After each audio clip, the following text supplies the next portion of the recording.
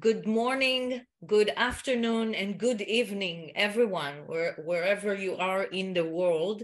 Shalom and welcome to another professional learning meetup of Safa ala Sapa, language on the sofa, the first international teachers' lounge of its kind in the world for language teachers, with an emphasis on the Hebrew language and Israeli culture, which I founded in September 2019.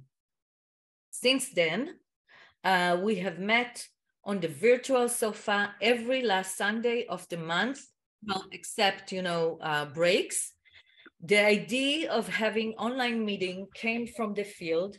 I realized that what was lacking for language teachers and Hebrew language teachers in particular was professional place where they could consult, learn from others, and teach others.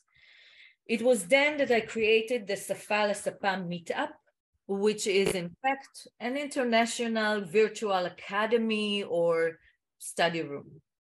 The main purpose of this meeting is to engage in collaborative learning and mutual cooperation, and to share knowledge, opinions, and materials within an atmosphere of complete trust between the members.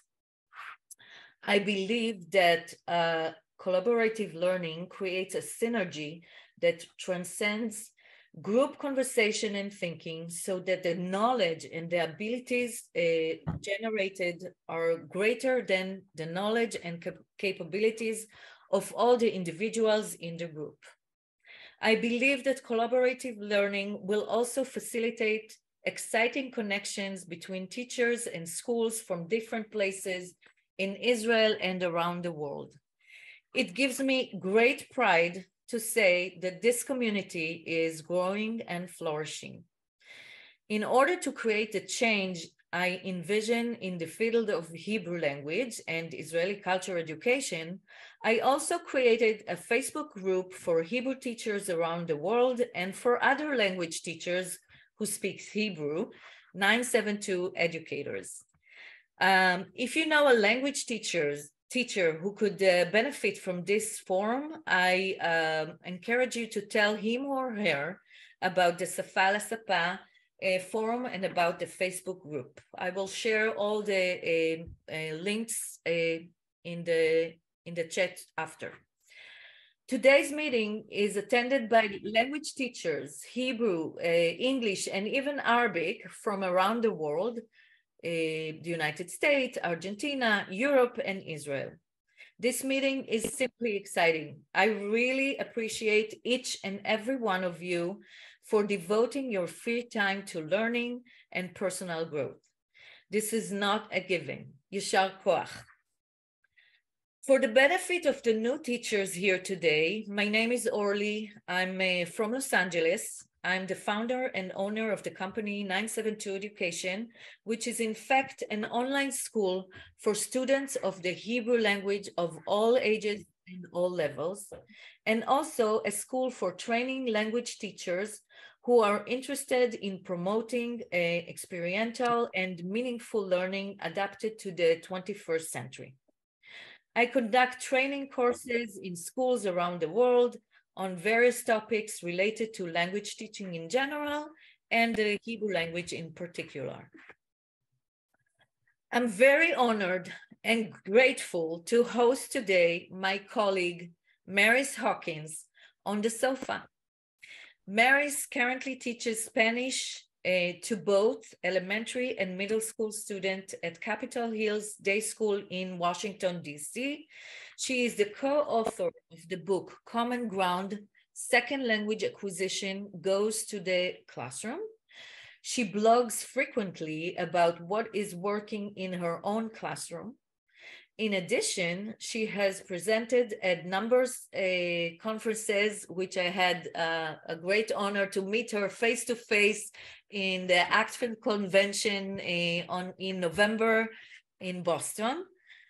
Finally, she helps out with the podcast, We Teach Languages. So please follow her. I learned so much from her. So I will share all the information in an email to all the all the teachers who participate today. This session will guide us in developing materials and implementing classroom strategies that are informed by core principles of second language acquisition. Maris will first review some fundamental aspects of second language acquisition, and then share several activities that put those principles into action. This session will focus on both input and output. Maris, I want to thank you for agreeing to share with us your knowledge and experience in language teaching and volunteering your time for us. It's not taken for granted. Thank you so much. I will ask all of you to mute now your microphone. The last 10 minutes of the meeting will be devoted to Q&A. If there are any questions, please write them in the chat. And now, without further ado, Maris, the sofa is yours. Thank you so much. I'm so excited to be here with everyone. And this is the first group of just teachers that speak Hebrew that I've gotten a chance to talk to. So I'm really excited about that. So today I'm going to start by talking first about input and how that looks in my classroom, then moving on to output, and then giving some examples of what a kind of a whole, like putting it all together, what it all looks like in the classroom. So when we're talking about second language acquisition principles, we have to be honest about what they tell us. These principles do not guarantee acquisition, especially one of all the forms that we want. So sometimes I know we as teachers think I've taught this word, this phrase, whatever, many, many times, and my students still ask me what it means. For whatever reason, our brain just doesn't always function in such a linear way that we want it to when it comes to second language acquisition. However, these principles do increase the odds that our students are going to acquire this language. And it really does explain the why as to why students acquire language the way that they do eventually. As Orly said, I am an elementary and middle school teacher. Before that, I taught in high school. And at this point, I've taught levels from early childhood, so pre-K, all the way through 12th grade. And even I have students who concepts I've been going over for 2 years, finally in the 3rd year, they'll say, oh, I understand this. So again, we can't make all of our students move at the same time, at the same pace, but this does help our students learn more when we're really purposeful about what we're doing in the classroom. So when you're talking about language, students need both input and output. So input can be in the form of teachers talking. It can be in the form of reading anything, as long as it's comprehensible, as long as the students can understand what they're reading. It can be in the form of a video. It could be a podcast. So anything that the students are listening to or reading, that's considered input. And Dr. Stephen Krashen did a lot of work with the input hypothesis. And so what input does is it builds the linguistic system. That's what really teaches our students the words that they need to know. And so without enough input, then students don't learn the words, and they're not building what we call the linguistic system that they need in order to understand the language and also eventually to produce the language and the output. The other thing that I would say is typically when we find that students struggle to produce something that we want them to do, it's typically because they haven't had enough input. And I think all of us, me included, Florencia is my co-author, I'm sure if she were here, she would say the same thing. we have all been guilty of not providing enough input at times. And we see that when students struggle to do what we're asking for them to do, in that case, the output. So then the second part, I'll talk about output, which output accesses the linguistic system. So that's kind of, it's almost like the test. That's when students have to go in with all that input that they have and see how much they can actually use with it. So that's when the output is when we can see what students can write and what students can speak. Now I realize that Hebrew is different. I guess it depends on what, L1 or first language you're working with and second language. Spanish is at times a bit easier for students to both read and write because it's similar to English. Hebrew, so where it might be easier for Spanish students to write, it might be trickier because they do have to learn a different alphabet system. But that is not to say that these principles still don't apply to all languages that students are learning. The other thing that output does is it teaches us as teachers what input we need to provide. So I'll have students, if they're doing a writing or they're doing a speaking, and they'll be going. And a lot of them ask me the same question of an important word that they need to know that they don't remember.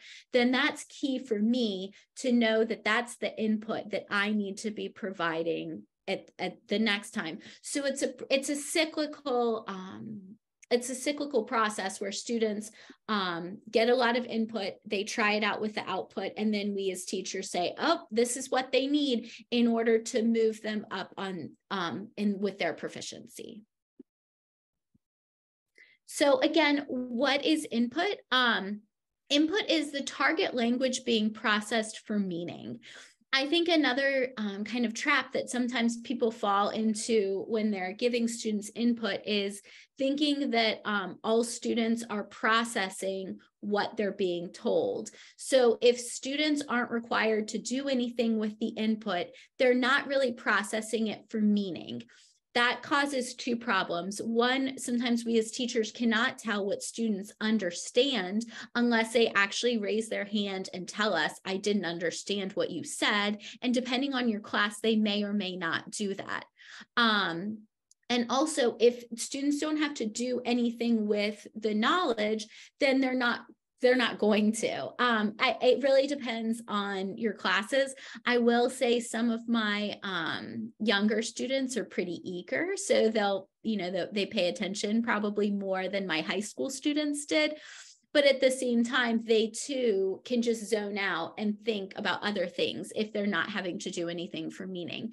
So for example, some teachers go in and they talk about their weekend to their students in L2, the target language that they're doing. Well, students don't necessarily care what I did over the weekend. And so if they're not doing anything with that input, then they're probably not processing much, if any, of it. Also, not all ways of input contribute to acquisition. So one of Krashen's theories was that we wanted to do an I+1, so their level, and make it a little bit harder. This is really tricky for us all as teachers because all of our students are not at the same level. Also, if you're lucky like me, I have some students that have been in our Spanish program since they are in pre-K, and I have some students that join in 5th grade and have never had any language before.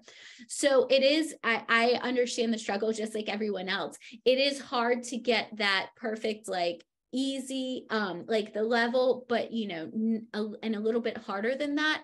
But that's really what we strive to do in order to for the students to get the input that they need.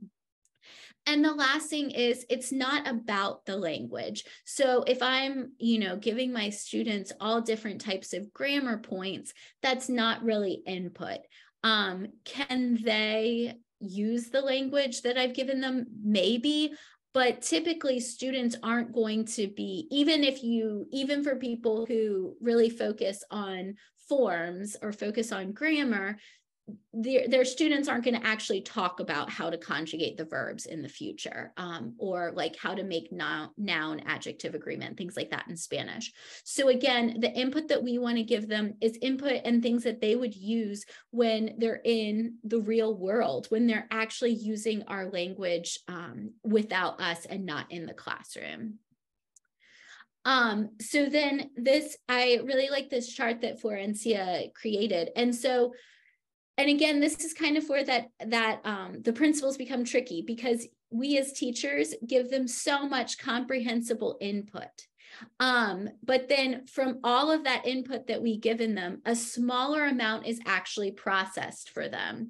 So I was working with some early language or early childhood teachers, and I was saying the other day, one of the phrases in our books was like to jump and smash something, a little girl who did that in a story.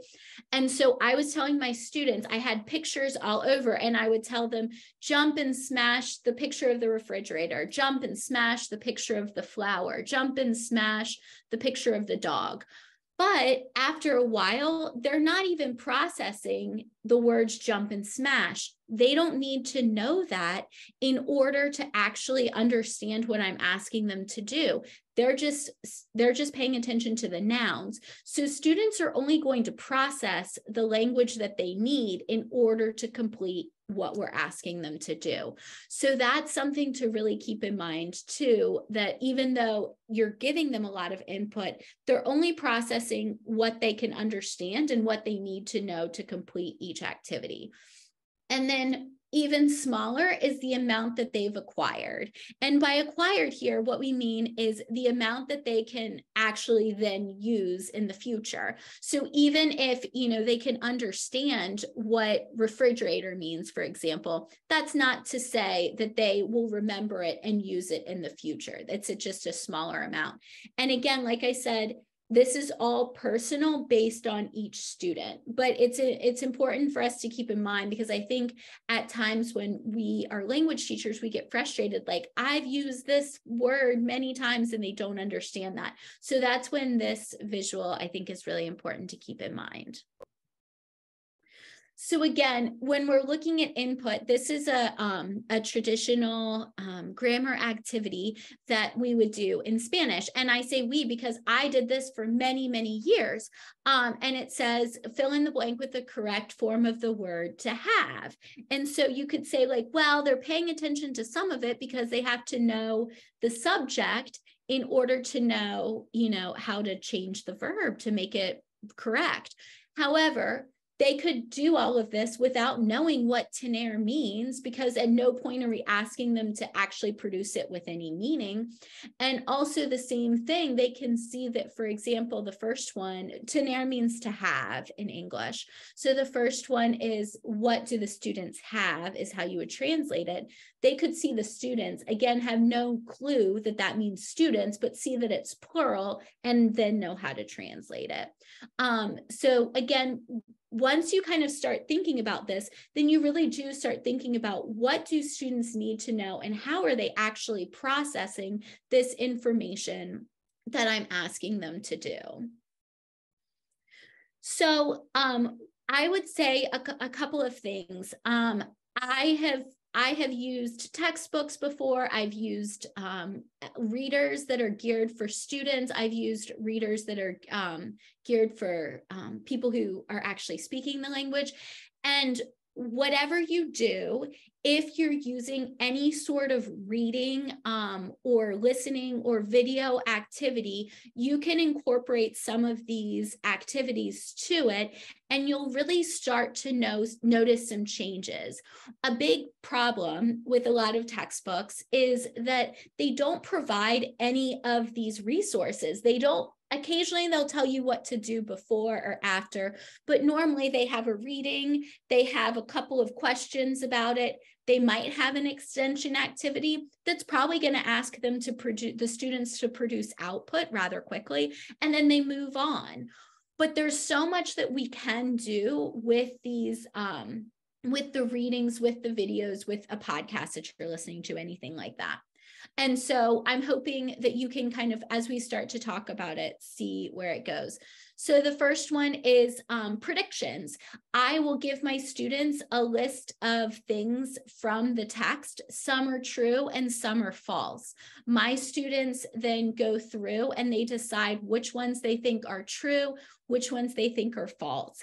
I have done this as an adult, reading something in English, and it's really, really engaging because there's an expectation that you don't have to know the answer. You haven't actually read or seen the piece as it was. So if you're wrong, it's not like you misunderstood something completely. You were just surprised by it. Then for me, I really wanted to know if my predictions were right or not. So when I went to read the text, I was like, okay, I have to see, are my predictions right? So it's super, super engaging. And my students really enjoy it as well. And even as they're reading, they'll say, oh, that was actually false. So they remember it as well. And again, since if it's false, I just change the word slightly. So they're still getting exposed and input to the words that I want them to know. Another thing is to have students look at the text features. So for example, the title of what they're reading, or if you have more intermediate students that are reading a longer article that have subtitles, have them look at the subtitles. Students skip those all the time. And many times they're important words that summarize what is actually going on. And this is something that a lot of English language arts teachers do as well. Also captions, students rarely look at captions in pictures. Retrieval practice, which I think is really good. Retrieval practice is when I give students a topic. So if we are going to read about a food article, I'll say, okay, from your studies, write down every single word that you can remember in 2 minutes about food. And they all go and they write it down. So retrieval practice, the science behind that shows the harder it is for you to remember something, the more it sticks in your brain. So even if you completely forget something and then you see it again, it has a better chance of sticking in your brain than before, which again goes back to all that input and acquired language that we were talking about. The other great thing about retrieval practice is this is something that all of my students participate in because they all remember different words from each other. So they can all really offer something to the group, and it's great for them to share that. Doing polls in your class. So for example, if I were talking, I found a kind of a chart the other day that talked about, what age group of people use social media. So then doing a poll, what is the most popular social media app in this classroom? And again, recycling words that they're going to see from the actual graph, but just reviewing them. And students love polls. My 3rd and 4th graders also think it is like a victory if their choice wins the poll. Another thing I like to do is if you've done word art before, there's a lot of websites like, I think it's Tuxedo, but they create really pretty word clouds. I think one might just be word art, but I take all of the words from the reading, I just do a quick copy and paste and pop it in there, and it'll come up with a really pretty representation. And all of the words that are really important get bigger and bigger. So then my students can do a couple of things with it. They can look up any words that they don't know, especially that are really big. They can recognize the words that they do know. And then I can do things like have them use them in sentences. If it's a higher level class, they can make their own predictions about what they think the text is going to be. Another thing I like to do that is play games with them with that. So I'll give a pair of students one word cloud in between the two of them, and I will describe the word in Spanish, and they'll look to race to be the first one to circle it. And if they circle it first, then they get a point. It's fun. I played this game. This is another one that I've done. The students have to be literate, so probably 3rd grade all the way up to 12th grade, and they get really, really into this game. And again, it's just more exposure to them to that input. Talking about any cultural aspects that may be covered in the resource that you want to make them aware of before, just like we would normally do. Another thing you can do with key phrases, you can pull those out and have students draw them. I'll also sometimes have my students sculpt them with Play-Doh. All my students love Play-Doh. And then some other activities include word association vocabulary activities. So, making connections to words that are similar and have similar meanings. And that's really important for my students as they're learning the language. And again, these same things could be done with video. You would just pull out the key phrases from a video that they're going to hear if you had the transcript, or you could just do the key phrases and put that into word art. So then how can we compel students to understand? How are we making sure they're processing when they're reading without translation? I think, again, one of the things that I've done is that you have students translate, because you want to make sure that they understand what they're reading. That's good, but then I find that my students then want to translate everything. And after a while, you have to interpret what you're reading without translating everything.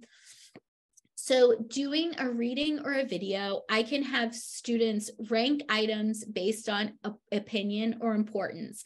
So we do a unit about happiness with my 6th grade.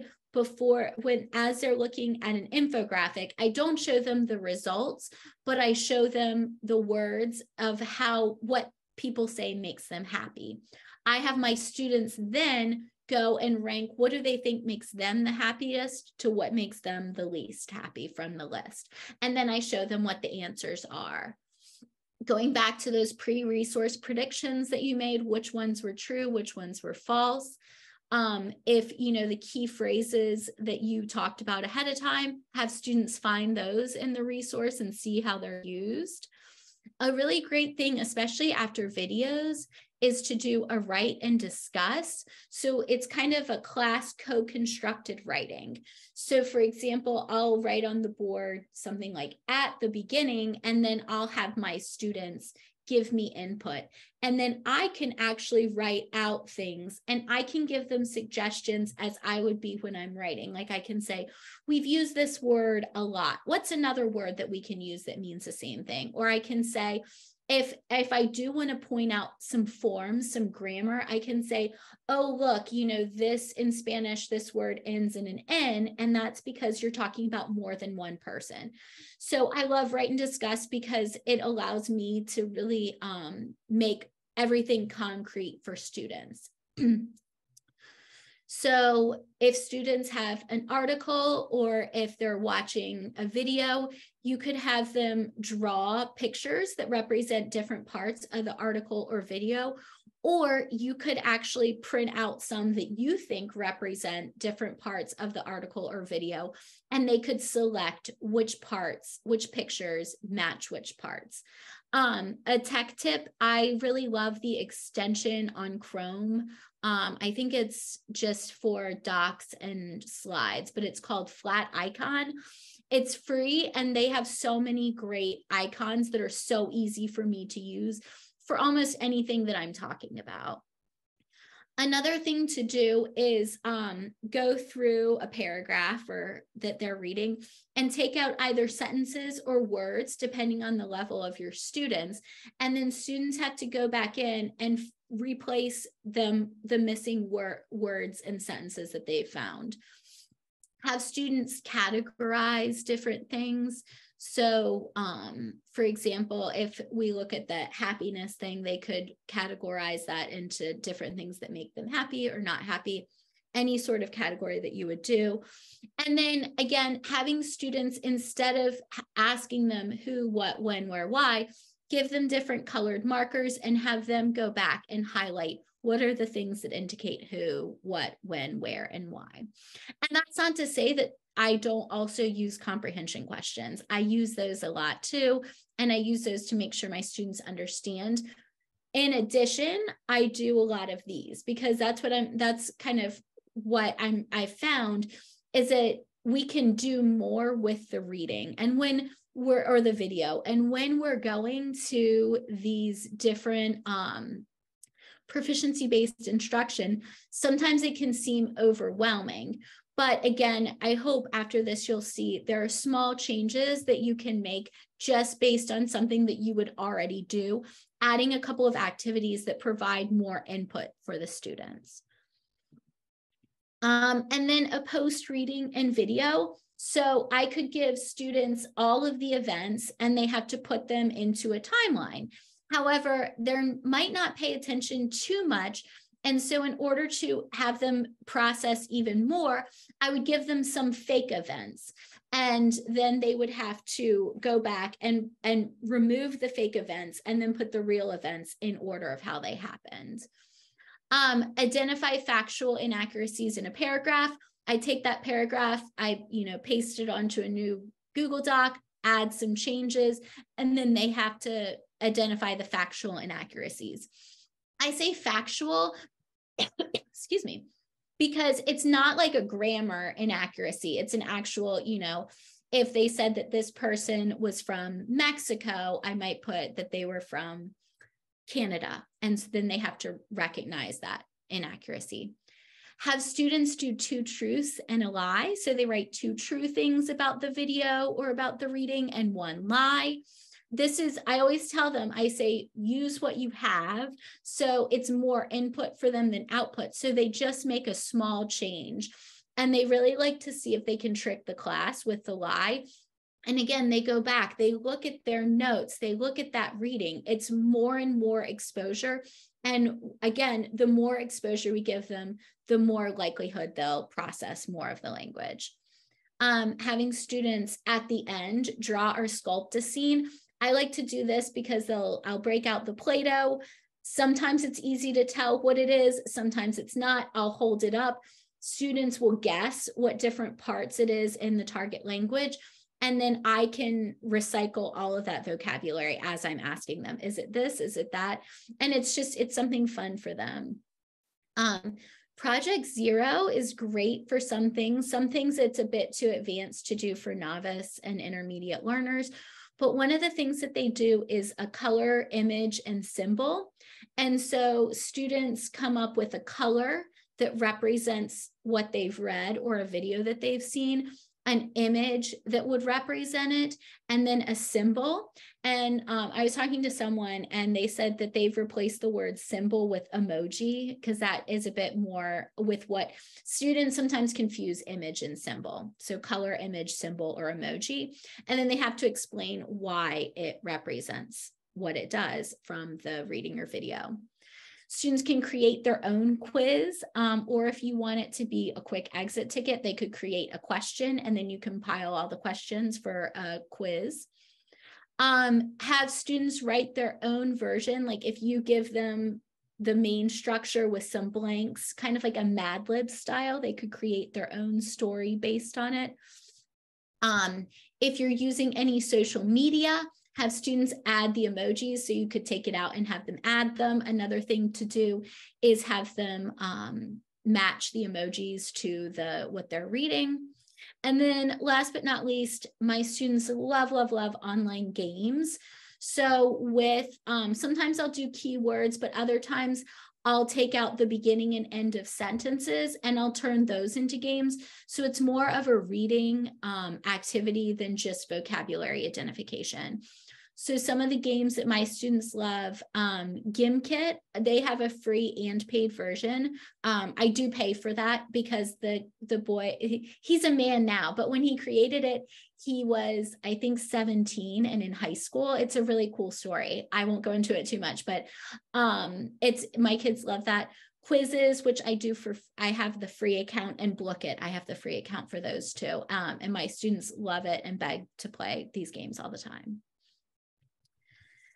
So at that point, a lot of this is just all that input that we can give them, and even around one source. So then when we start moving to output, what is output? It's producing language to express meaning, either written or spoken.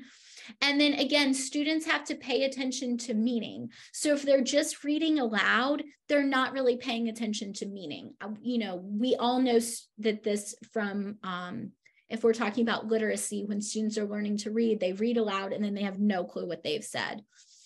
Also filling in the blanks. You see, I did mention filling in the blanks when they were doing the reading, but that's processing meaning as input. It's not output for them. Another thing I'll do is I'll have an infograph.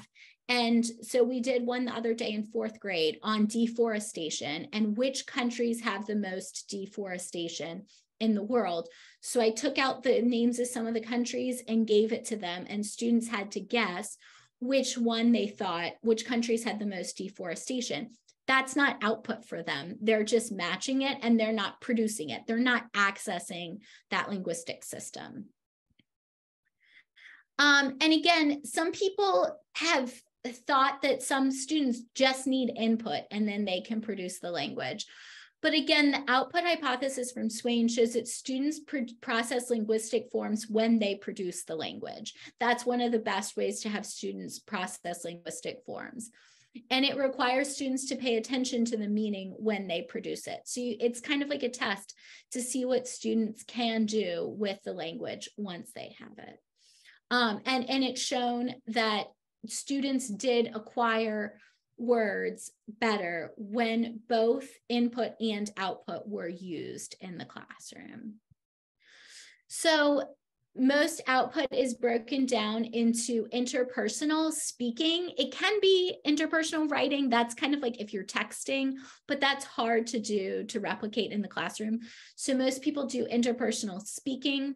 So you can have a teacher-guided discussion, especially for novice students, because if students are novice mid and novice low, they're not really able to ask questions, and most of their output is going to be 1 to 2 words. In novice mid, maybe some sentences, but we need to make sure that our expectations match it. So for example, I modified this. I used the flat icon pictures, and I ask students if they had to eliminate one class, what would it be? And then we had a discussion from there. And I could fill in a lot of the words, and they would just be kind of telling their opinion and sometimes throwing other words at me as well to facilitate this discussion. Have students fill out surveys. And so I start by giving students most of the questions that they need to find out from their peers. So for example, one of the questions we do in 3rd grade, do you prefer fruit or sweets? Candy normally wins. But I give them that, and they go around and ask their peers these questions and write down what they said. And then the way that I transition that as they start to become novice high and on up is I give them a couple of questions and they think of their own questions as well to ask their peers. Doing interviews with guests, anytime you can have someone come in and talk to your students, my students are even more motivated to talk to them in the target language sometimes than me. I'm always there, but having someone else motivates them to do that. They're also really proud when they understand someone else that's not me. And so that's why the interviews are really great.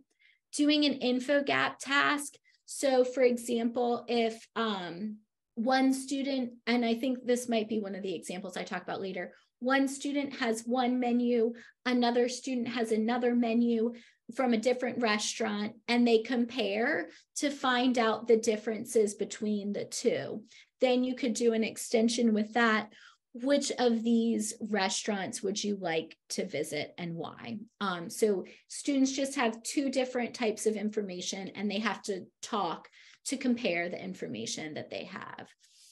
And then doing decision-making tasks, so planning a vacation, designing a sale.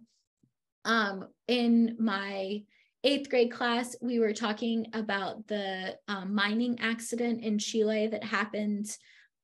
Gosh, I think it's been a while now. For me, it doesn't seem that long ago. For my students, I think it was before they were born. But we had to make a decision because they had a capsule that could take things down and up. What would you want to put in that capsule? And they talked almost the whole class debating that.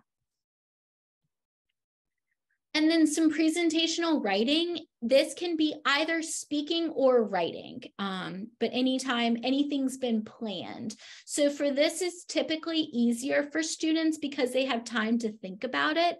But again, depending on the writing, it could be a little trickier. So have students create a video. It can be it can be advice, you know, the YouTube advice videos that people have. It can be any type of YouTube style video. That's really fun. And if students are older and have enough technology to do that, that's great. But sometimes the video aspects can take too long. So instead, you can have them just plan out their storyboard of what it would look like without actually creating that video piece, which sometimes can seem to drag on. Have students write text back and forth that they create. So here, it's not interpersonal because they're planning it, but having them, I like to do that anytime we've done a video where, like, what conversations do you think these characters would have?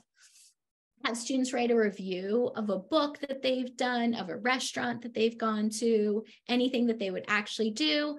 Do some fan fiction where they, you know, write a new ending to a book or change something and write how that would affect it. Have them create a comic. And then have them create their own infographic or meme.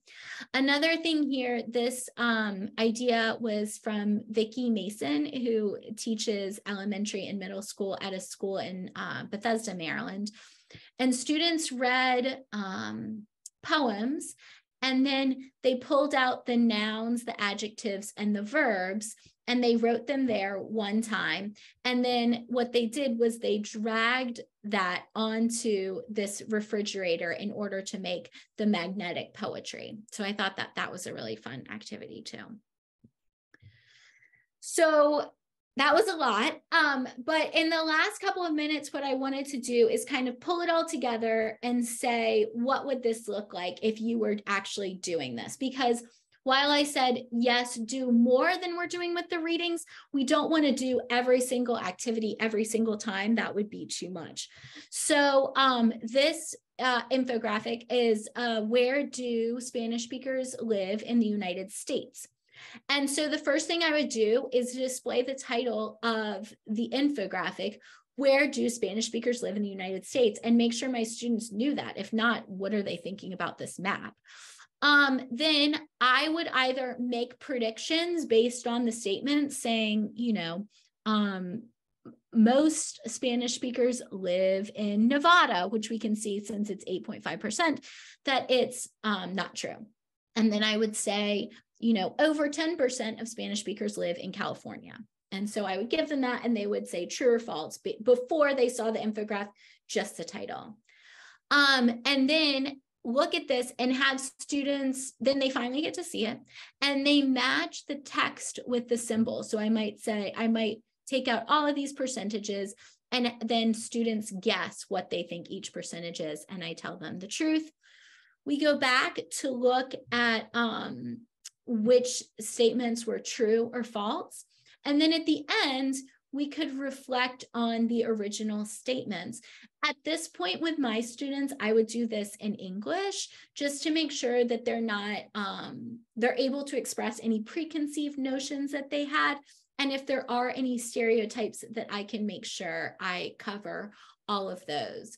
Now, if you were doing an article with this, instead of taking out the percentages, I would take out the subheadings and then have students read and then match those subheadings. So this would be something that I would do. And I have done with my third graders. A presentational writing with novice. So again, like I said, everything needs to start with input and then move to output. So my students would read various reviews of clothes from a website. They highlight important phrases to indicate that the person liked the item of clothing or didn't like the item of clothing. The class brainstorms and I write I type on my computer so they can see it, or I write it on the board.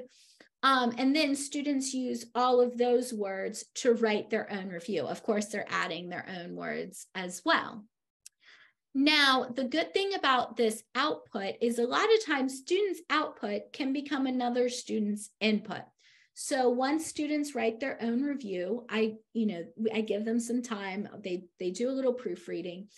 They don't say how many stars that they would give that item. And so then students trade with someone else.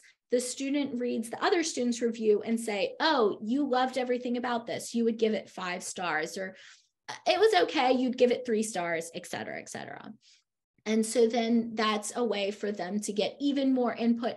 And it gives meaning to the presentational writing that the students are doing. So an optional extension is students could then assemble outfits to be included at various events, going to a party, hanging out on the weekend, homecoming, any big party that your school might have. And then the last one is an interpersonal speaking with a novice high. So this kind of models the info gap activity that I talked about before. So students each have a description of a hotel or a house rental. This can be created by teachers, or you can find it online. Both Florency and I talk about the fact that it doesn't have to always be created by a native speaker for a native speaker. You can change it for your students, and you can use it in your classroom. They still get that same benefits of the input. So each one has a different description, and then students ask questions to find the differences between each house or hotel rental. Then they keep track of each of the differences, but make sure they're not just reading. They're not reading it out to each other and identifying that. Try to have them ask questions that they then answer. Then at the end, the students share the differences that they found, and they can compare this with other students to make sure that they've gotten all the differences. Then at the end, they could turn that into a decision-making task. They would look at the reviews and they would explain where they would like to stay and why based on the differences. I remember I did this in high school, and there was an Airbnb and they didn't allow parties. And so all of my students said that they would not stay there. I think they didn't allow parties and they didn't allow pets. And they were like, well, there's no way I'm going to stay here. So it's fun to see what they come up with. And they typically do have reasons and different reasons as well. And so with that, we have about 10 minutes. I'm glad. I was a little worried at one point that I was going to go over, but I know it was a lot, but I would love to hear any questions that you all have.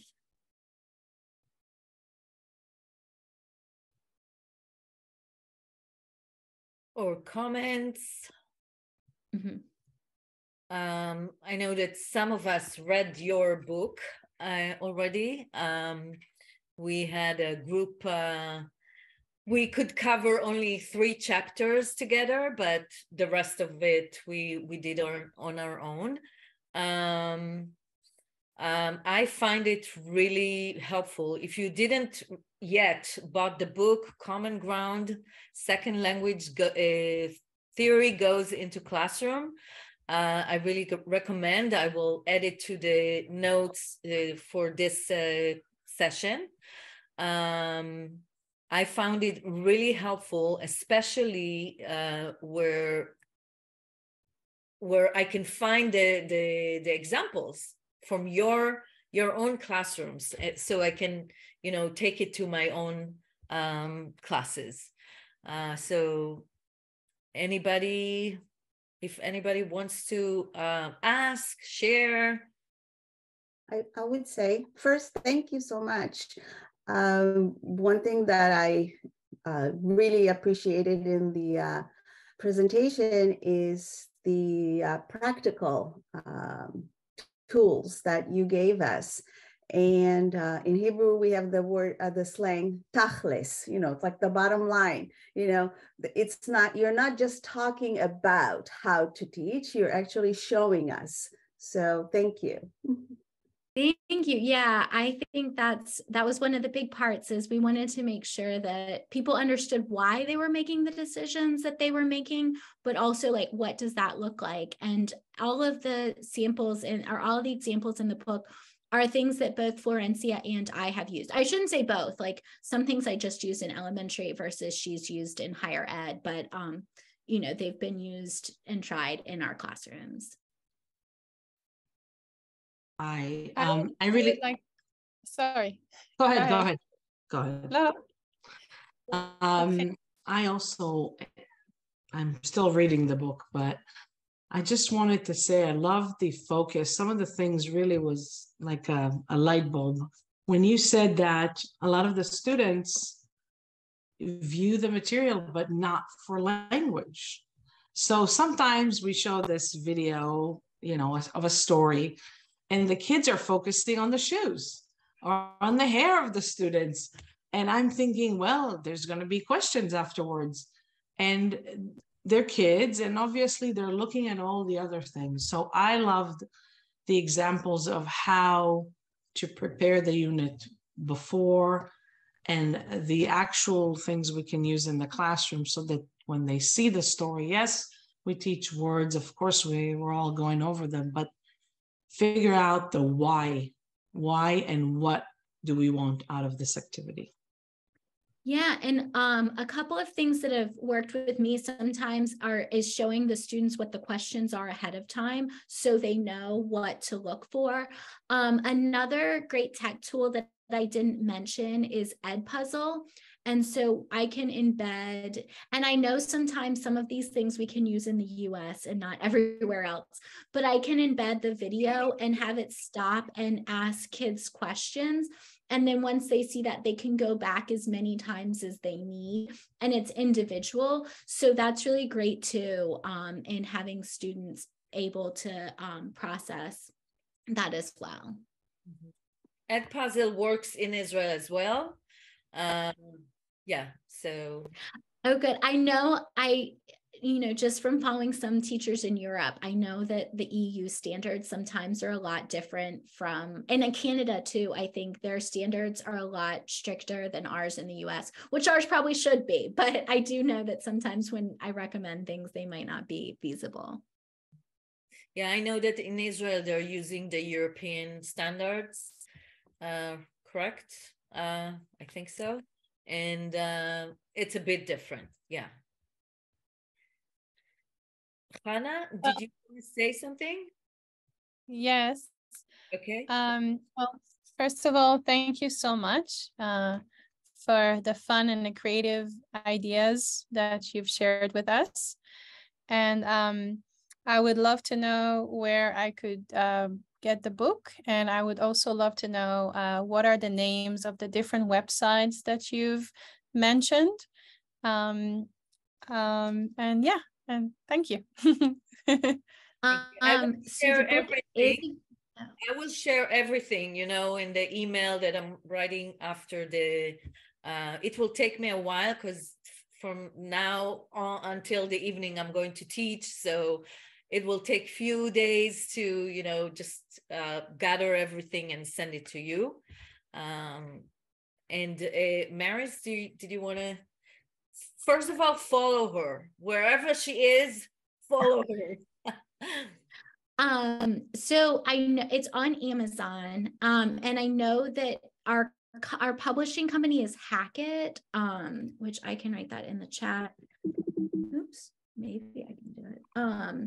And I know that they have also partnered with different publishing companies in different countries as well. So Amazon, I think, depending on where you are and how, I know people have gotten it through there. And then also, if you look up Common Ground, it will probably give you specific. So what's the name of the book? So it's Common, I can type that in the chat. Okay, Common Ground. Yes. I know that the book is also an audiobook, not audiobook, electronic version. Yes. You have the electronic version. Yeah. Can I say something? Thank you. Toda. And it looks like that. My husband made it into a poster for me. So yeah, that's great. Yeah, we all have your book. Thank you. Can I say just thank you so much? And since our students are mostly novice low to novice high, I wish I could use everything you have in the output and implement it with our students. But I find it very, very thorough, and I have, you know, all the notes inside that it's very helpful to when I plan. So thank you so much, and it's really nice to put the face with the book. So yeah, I appreciate it. Well, and I would say too, I did the clothing review activity. I did that with my 5th graders, some of which are more novice mid than novice high. So sometimes we can do it. We just have to lower our expectations of their output and also scaffold it a little more. So give them a little extra time. We did that with pizzerias, and so they had fun with that.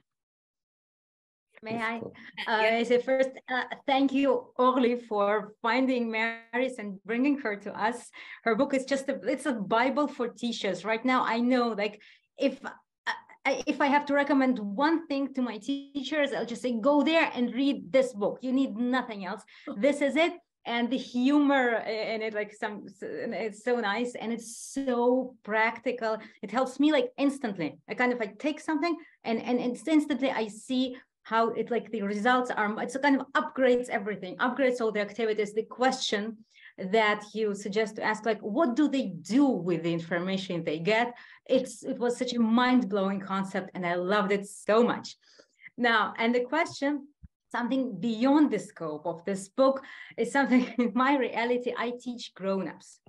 Now, my grown-ups are often very motivated, and they do things on their own. So once I know which book to recommend to my teachers, I wonder if there is any book that I can, which is as practical as yours, and as also like research-based as yours, that I can recommend my learners, because they are doing things which are not really, I don't know, I keep, encouraging, and I keep giving them, ceremonies about this is how the best way to learn, but they're doing not result-oriented stuff, like learning 100 best phrases, stuff like that. And I wish I could tell them, go there, read this. This is how you learn on your own before you come to my lessons to practice.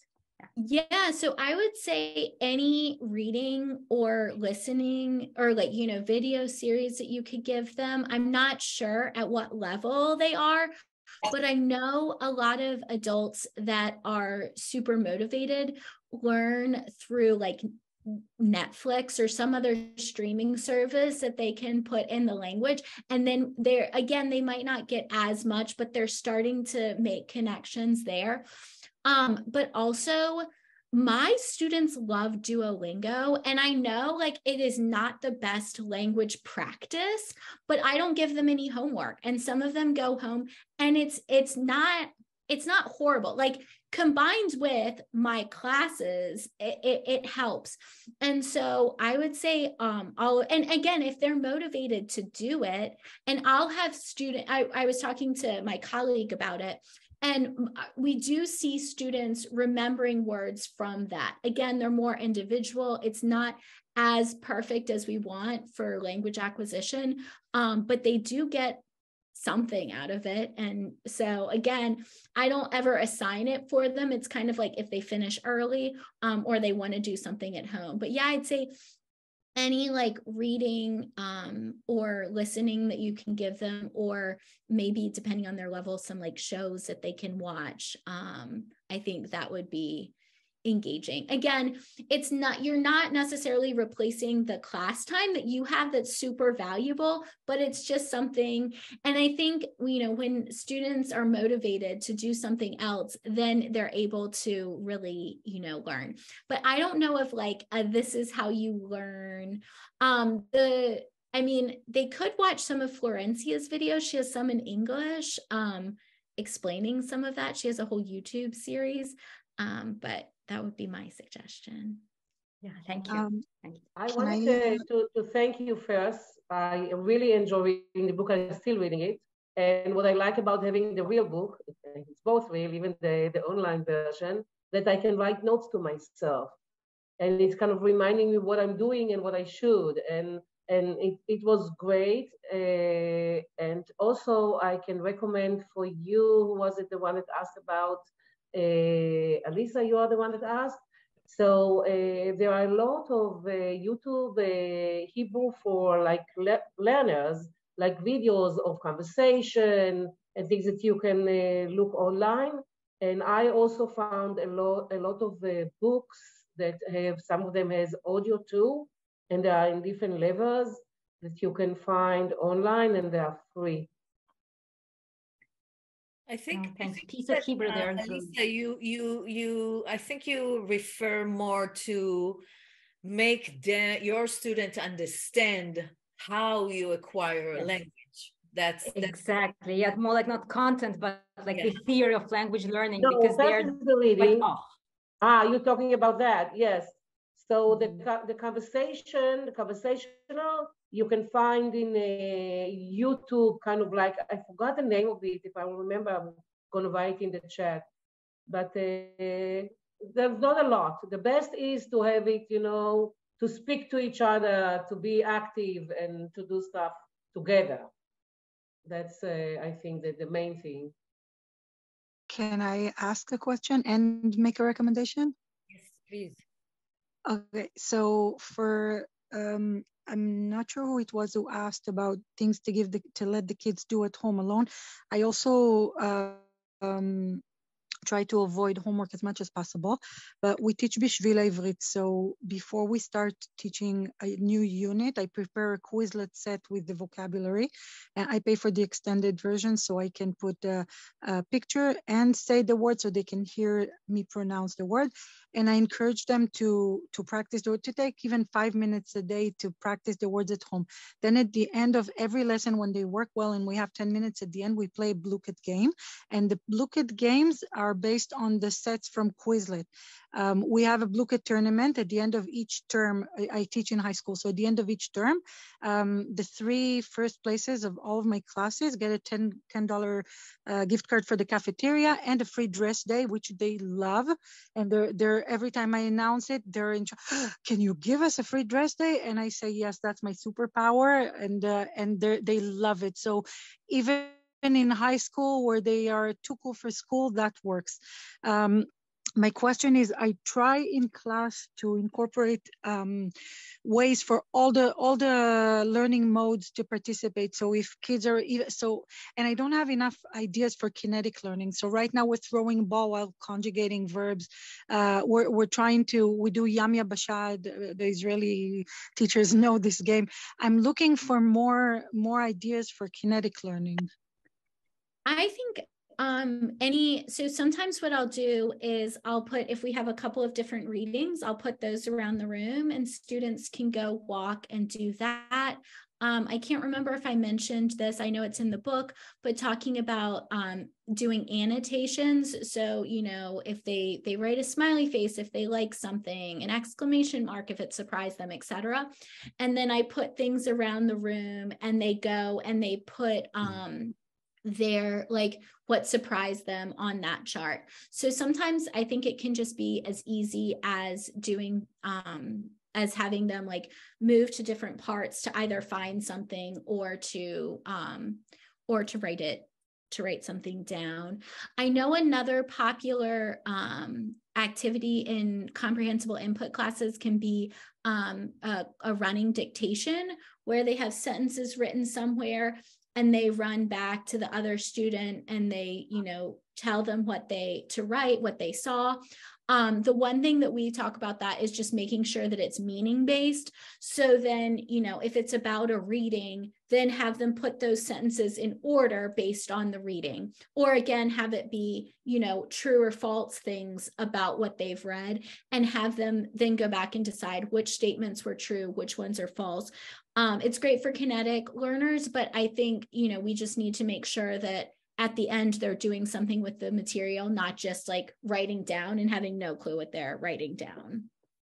Thank you. Thank you so much. I see that we're 6 minutes past noon, so I really appreciate all of you, and especially Mary's, for volunteering your time, your free time for us. I'm sure that when we will look again, watch again the recording, we will click, so more things will click to us. So thank you so much. Thank you all for being here, and I will meet you next month. And I can just say that in April, we're going to have Bill Van Patten on our sofa. So looking forward to see all of you in our next session. Thank you very much, Maris. Thank you so much. Thank you very much. Thank you. Thank you. Thank you. Bye. תודה רבה, אורלי. Thank you תודה very, רבה. very much. Bye. תודה. Thank you. Thank you.